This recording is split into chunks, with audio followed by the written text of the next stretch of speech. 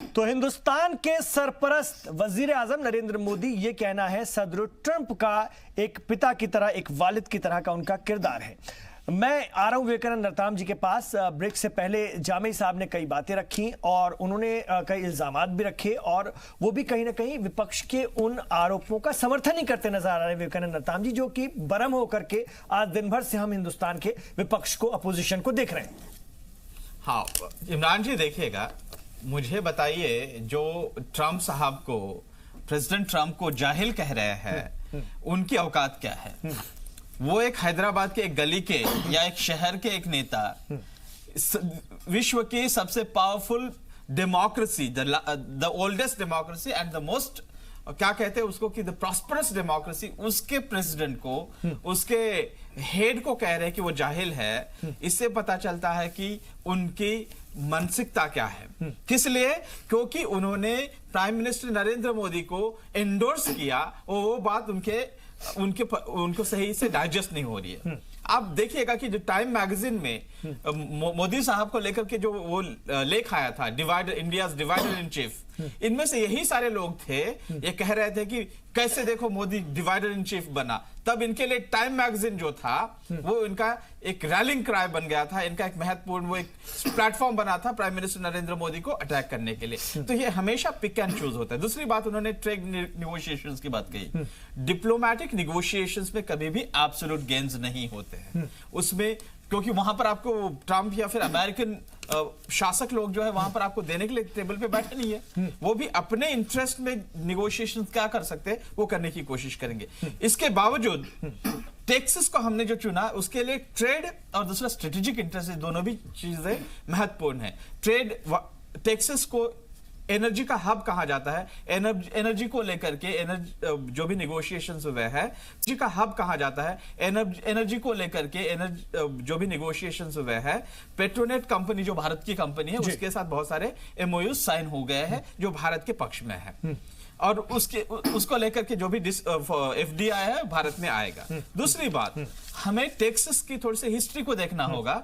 Texas पहले Mexico city का हिस्सा हुआ, मेक्सिको कंट्री का हिस्सा हुआ करता था, और 1994 पीवी नरसिम्हा राव साहब जब टेक्सास में गए थे तो उन्होंने बड़े क्लियरली कहा था कि जब टेक्सास मेक्सिको सिटी से अलग होकर के वो आपके साथ ज्वाइन करने की जब उसने बात की, तो आपके जुडिशरी ने, हाईएस्ट जुडिशरी ने कहा कि उसने जब यूनाइटेड स्टेट्स में सम्मिलित होने के हस्ताक्षर किए हैं उस संधि पर, तो वो पूरी तरह से इनडिविजिबल वो हस्ताक्षर हुए हैं और इस प्रकार से वो अमेरिका का हिस्सा बन गया है।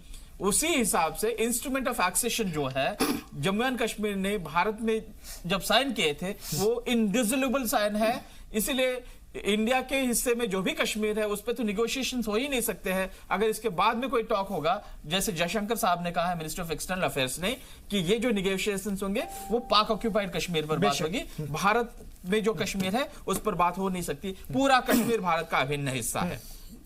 अब दूसरी बात ये भी देखिएगा कि इसके पहले जब भी हमारे वजीर आजम जाया करते थे, प्राइम मिनिस्टर्स जाया करते थे, तो वो एक तो स्ट्रेटेजिक इंटरेस्ट या ट्रेड निगोशिएशंस को लेकर ही बातें होती थी। पहली बार आप देखेंगे कि प्राइम मिनिस्टर मोदी साहब जब से प्राइम मिनिस्टर बने हैं, वे जब भी बाहर गए हैं, ये स्ट्रेटेजिक और ट्रेड निगोशिएशंस के साथ साथ उन्होंने कल्चरल डिप्लोमेसी और साथ ही में इंडियन डायस्पोरा को एड्रेस करने की बात की। ये कोई पहला एड्रेस नहीं है। मैडिसन स्क्वायर में 2014 में, सिलिकॉन वैली में 2016 में, अब उसके बाद में आप देखेंगे कि विमली में हुआ है, उसके बाद में सिडनी में हुआ है, और ये जो हाउडी मोदी जो प्रोग्राम था, it's a victory of India's diplomacy. आप देखेंगे कि वहां के प्रेसिडेंट डोनाल्ड ट्रंप जब बात करते हैं कि we will together fight to root out the Islamic terrorism from the international community, international world map, वो जब वो कहते हैं, और प्राइम मिनिस्टर नरेंद्र मोदी साहब वही कहते हैं, मुझे लगता है कि डिप्लोमेटिक। एक बात मैं कहूंगा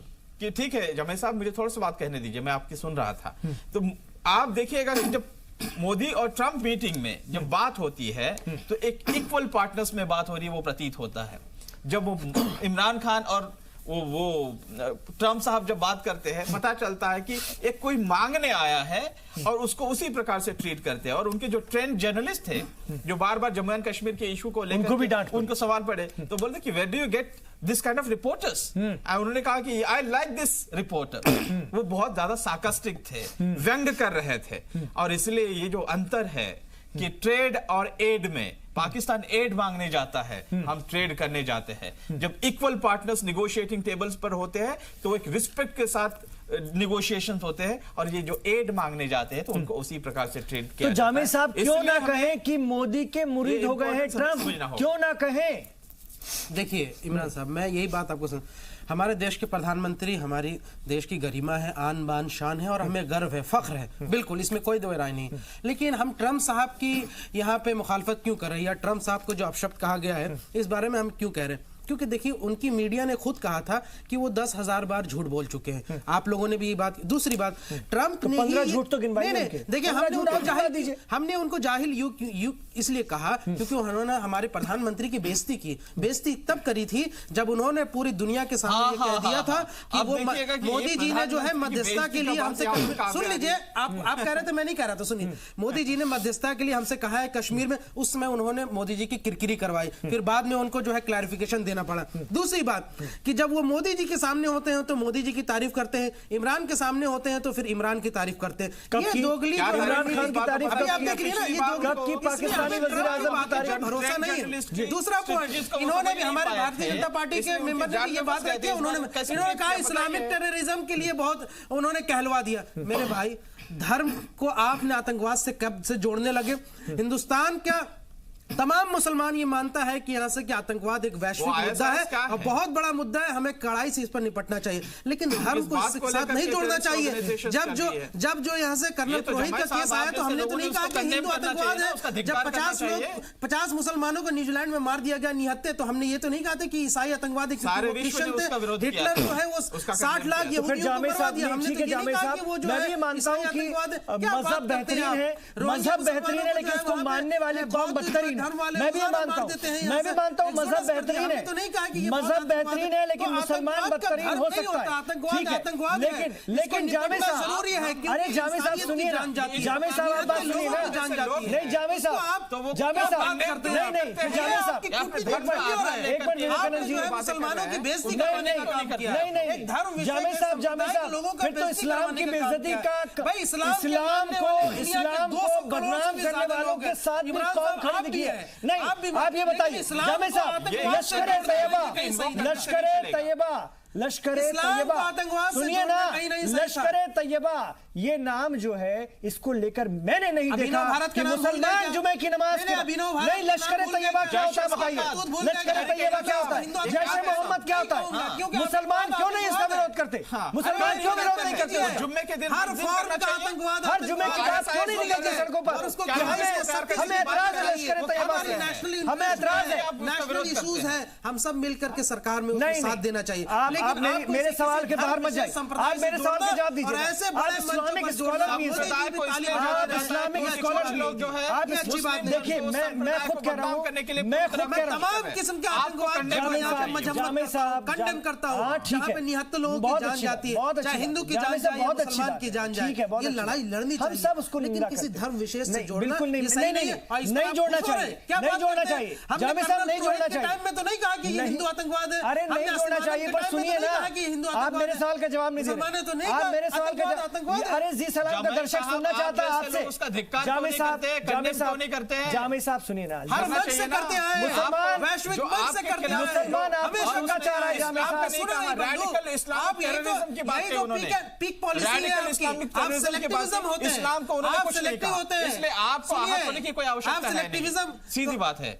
यकीन रखते हैं आपने सुना नहीं, मैं आपको लेकर आ रहा हूं, लेकिन जामिल साहब आप स्कॉलर हैं और इस वक्त मुसलमान आपको सुन रहा है, मेरे सवाल का जवाब दे दीजिए। मैं कह रहा हूं इस्लाम बेहद खूबसूरत मजहब है, मैं भी उसको मानने वाला हूं और सब मानने वाले, लेकिन उसको मानने वाले मुसलमान हो सकता है, बदतरीन हो सकते हैं, कोई भी आतंकवादी मुसलमान हो ही नहीं सकता। तो फिर आप लश्कर-ए-तैयबा और जैश-ए मोहम्मद लफ्ज का विरोध क्यों नहीं करते? आप इस लफ्ज का विरोध क्यों नहीं करते? इस्लाम के हमारे आका सरकार दो आलम सल्लल्लाहु अलैहि वसल्लम के नाम का इस्तेमाल हो रहा है एक तंजीम में जो कि लोगों को मार रही है, कभी मुसलमानों को उसका विरोध करते मैंने नहीं सुना। और आप कह रहे हैं कि मुसलमान आतंकवादी हो ही नहीं सकता।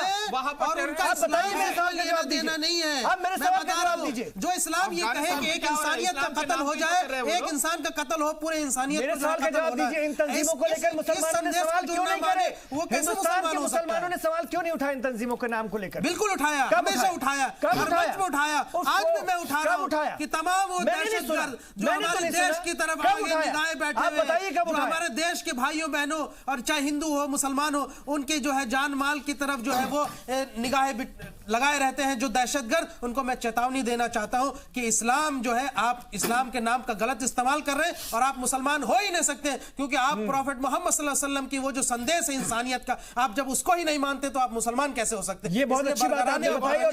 और जब पाकिस्तान में 60 शिया 70 शिया 80 शिया लोगों को मार करके सामूहिक कब्रों में दफना दिया जाता है पाकिस्तान के सीमा प्रांत में, तो मुस्लिम उम्मा जिन मुसलमान अपने आप को बताते हैं वो उनके लिए मजम्मत का विषय नहीं होता है। या इस्लाम के किसी और फिरके को मानने वालों को अगर मार करके दहशतगर्द दफना देते हैं तो ये उनके लिए मुसलमानों के लिए निंदा का विषय नहीं होता। फिरकों में बटा मजहब और जो अपने आका के नाम का इस्तेमाल करवाने दे रहा है, वो उन मुसलमानों को मैं कैसे बख्श दूं? उन मुसलमानों को मैं कैसे सही कह दूं? के नुमाइंदे या रोल मॉडल नहीं हो सकते, कभी नहीं हो सकते, बल्कि वो मुसलमान ही नहीं है, मैं समझता हूं। आओ मैं अब चलिए आइए दिनेश जी। मैंने बड़े गौर से सबको सुना। असल में दिक्कत क्या है ना, आप दो लोग भी तो इस्लाम के बैठे हुए हैं। आपकी बात और जमाई जी की बात में कितना अंतर है? यही विरोधाभास होता है।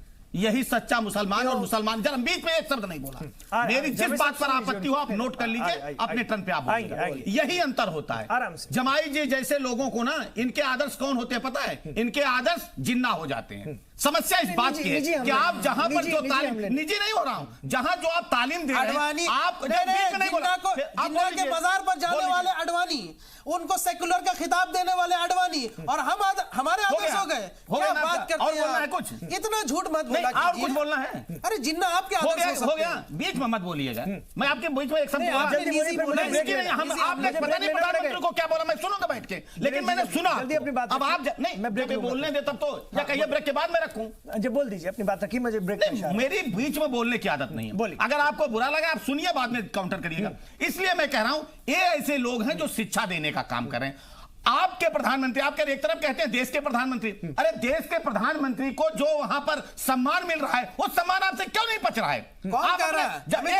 अरे अभी आप करिएगा, आपको गर्व, एक तरफ आप गर्व महसूस हो रहा है और एक तरफ वहां के राष्ट्रपति को आप झूठा साबित कर रहे हैं। बिल्कुल करेंगे। जब बैठिए, हमारे देश के राष्ट्रपति नहीं है, आपको बीमारी है, आपको बीमारी है, बीमारी है, हमारे देश के राष्ट्रपति नहीं है, हमारे देश के राष्ट्रपति नहीं है, आपको बीमारी है, हमारे देश के राष्ट्रपति नहीं है। मैं कह रहा हूं आपको बीमारी है। इतना क्यों यहाँ से दर्द हो रहा है? मैं कह रहा हूं आपको बीमारी है। हम किसी और देश के बीमारी है। नहीं, मैं पूछ रहा हूं, बुरा भला कर रहे हैं। आपको इतना दर्द क्यों हो रहा है? बीच में बोलने हमने तो भारतीय प्रधानमंत्री के खिलाफ आप पढ़े लिखे, आप प्रोफेसर हैं, शर्म नहीं आती आपको? शर्म आपको आनी चाहिए। क्या मैंने आपको बीच में बोला? क्या बदतमीजी कर रहे हैं? कैसे जाहिल क्यों आप बैठाएं?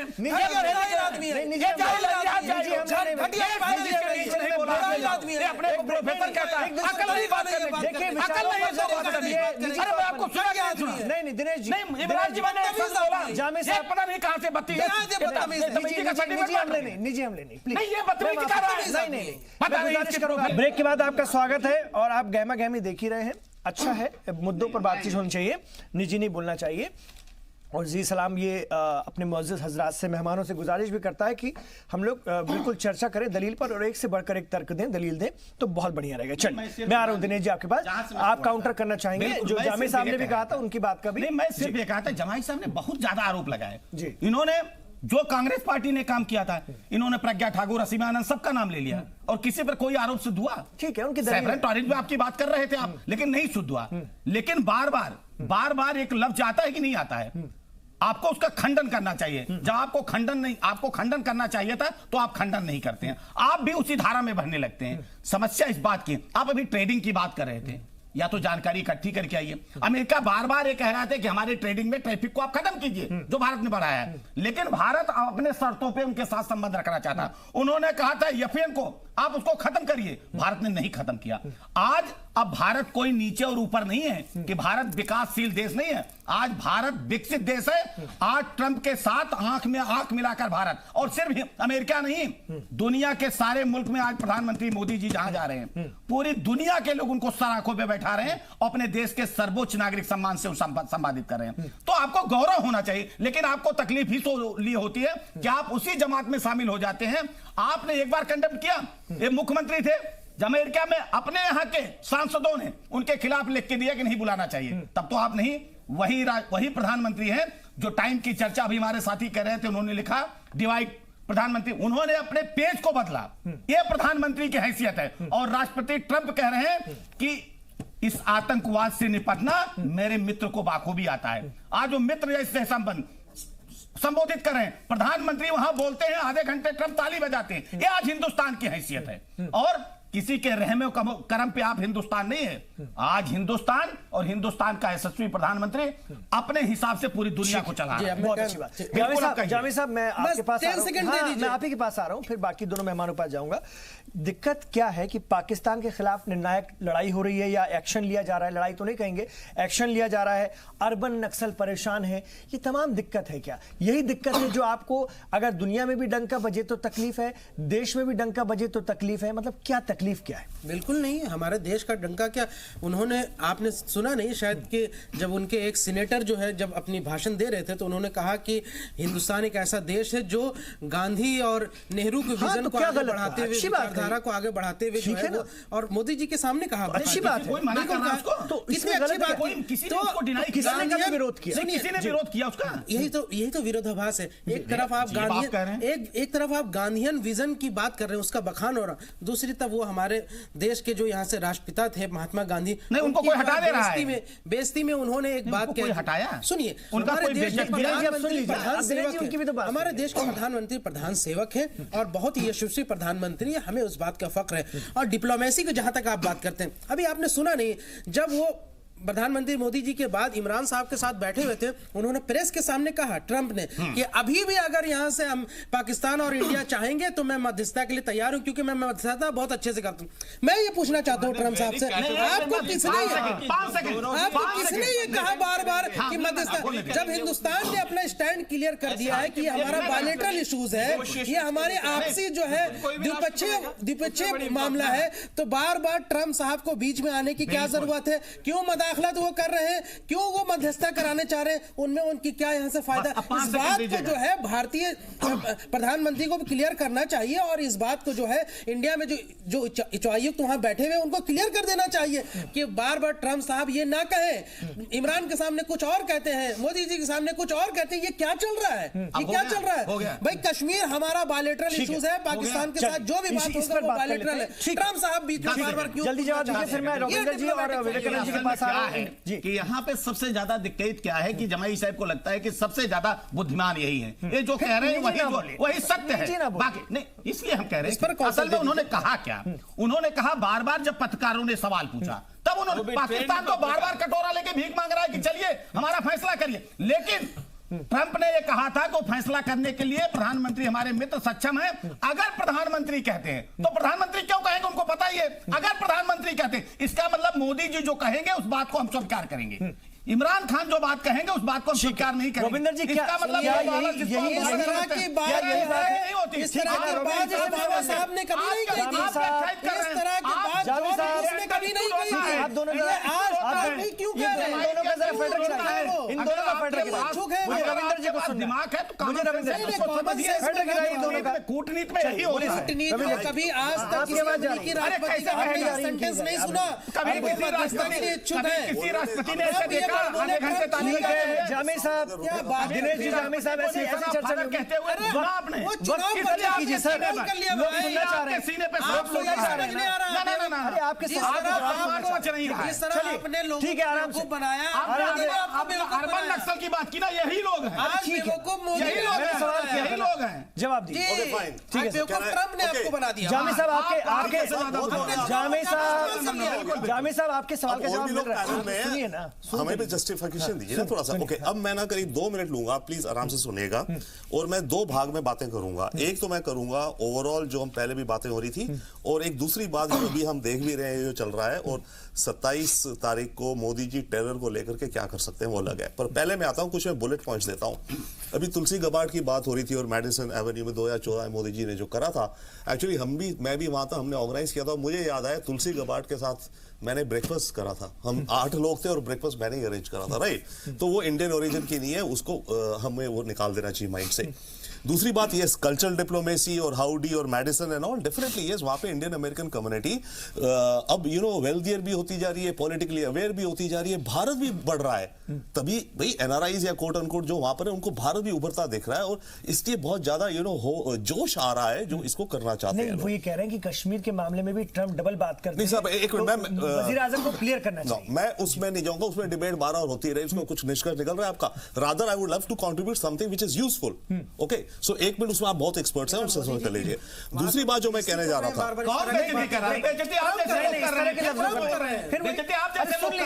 एक बात बता रहे हैं। दूसरी बात मैं इसी का देता हूं। देखिए, मोदी जी जब उस दिन कहेंगे, और हम जो कहते हैं कि टेरर के अगेंस्ट निर्णायक लड़ाई होगी, मान लिया, राइट, मेरे ख्याल से मोदी जी के पास या एक मौका है, वैसे भी बहुत मौके हैं, पर एक है।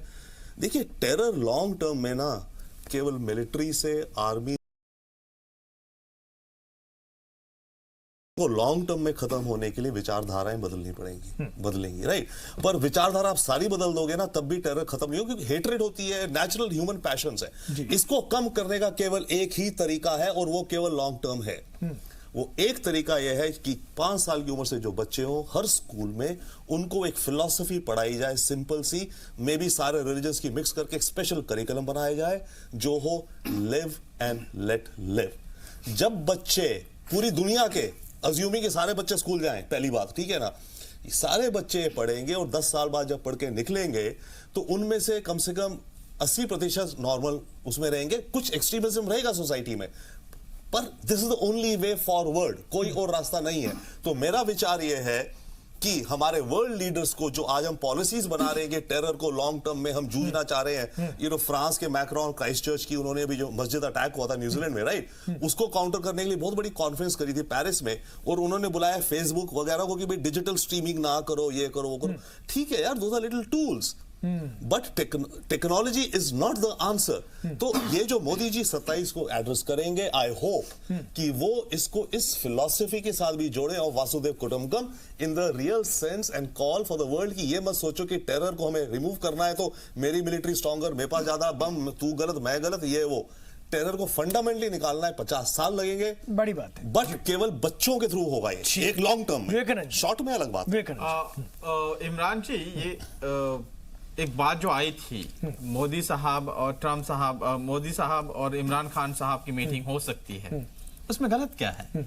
हमारी हमेशा ये दर्शन ही हमारा रहा है कि वसुधैव कुटुंबकम, सर्वेत्र सुखिनः सन्तु सर्वे सन्तु निरामया, सबकी सुख की कामना करने वाले हम लोग हैं। उनको हंसी आ रही है आपकी बात? अगर नहीं, वो हंसते रहेंगे, उनको हंसने दीजिएगा, वो उनकी स्वायत्ता है, उनकी स्वतंत्रता है, वो हंसे। आप जमील साहब प्लीज आप मुझे थोड़ा सा समय दे दीजिएगा, क्योंकि मैं उस प्रकार के अभी डिबेट में नहीं जाना चाहता हूँ। इसलिए अगर हम आकर के, क्योंकि कहा जाता है you can choose your friends but you can not choose your neighbours. आप अपने दोस्त चुन सकते हैं, लेकिन आप अपने पड़ोसी नहीं चुन सकते हैं। ये हमारे भी हित में है कि अगर हम साथ में बैठ करके हमारे जो भी डिस्प्यूटेबल इश्यूज है उसको रिजॉल्व करने की हम कोशिश करें। ये जो बार बार ये सारे जो ये डिप्लोमेटिक जो भी निगोशिएशंस इसलिए प्रॉब्लमेटिक है। देखिए उन्होंने इल्जाम लगाया कि ट्रम्प डबल गेम खेलते हैं और हमारे वजीर आजम उसका शिकार बन गए। नहीं, ट्रम्प डबल गेम नहीं खेल रहे हैं, ये उनको समझने में थोड़ी दिक्कत हो रही है। अगर वो क्लोज स्क्रूटिनी करेंगे तो ये बात उनको समझ में आएगी कि जो पाकिस्तानी रिपोर्टर्स पिछली बार जब इमरान खान के साथ बात कर रहे थे, वो प्रॉपरली ट्रेंड, वो वहां के जो बाजवा साहब है वो ट्रेन करके, 1 मिनट सर, बस आधा सेकंड दीजिएगा मुझे, आधा खत्म करने का वक्त हो रहा है। जब वो उनको रिपोर्टर को पूरा ट्रेनिंग करके भेजा गया था, उनके जाल में वो फंस गए थे। लेकिन इस बार उनको पता चला कि यही प्रकार के ये लोग ने शुरुआत में कुछ नोबेल पीस प्राइज मिलेगा, ये मिलेगा, वो वो मिलेगा, इस प्रकार की बातें करने लगे। लेकिन उनको पता चला कि इनका कहां डायरेक्शन जा रहा है, इसलिए उनका व्यंग किया, उन्होंने सार्कास्टिकली बात की। तो इसलिए ये जो है इनका जो कहना है कि वो ये करते हैं वो करते, वो कुछ नहीं करेंगे। Diplomatically India is equal negotiator. चलिए इस पर मैं और बात कर लूंगा, मैं इस पर और बात कर लूंगा। आप फिलहाल इस बहस में शामिल होने के लिए ठीक है सर, पाकिस्तान ठीक है, पाकिस्तान में कौन सा लोकतंत्र है जहां आप शिक्षा की बात करें? जिस देश को आतंकवादी चला रहे हैं, आतंकवादी चला रहे हैं। चलिए वक्त नहीं मेरे पास, मैं जमाई करना चाहूंगा इस पर चर्चा आगे भी होती रहेगी, इस पर चर्चा आगे भी होती रहेगी और 27 को वजीर आजम जो कहते हैं उस पर भी बातचीत करने का हमें मौका मिलेगा। तो देखते हैं आगे आगे होता है क्या। बहुत शुक्रिया आप तमाम लोगों का इस चर्चा में शामिल होने के लिए। आप देखते रहिए जी सलाम।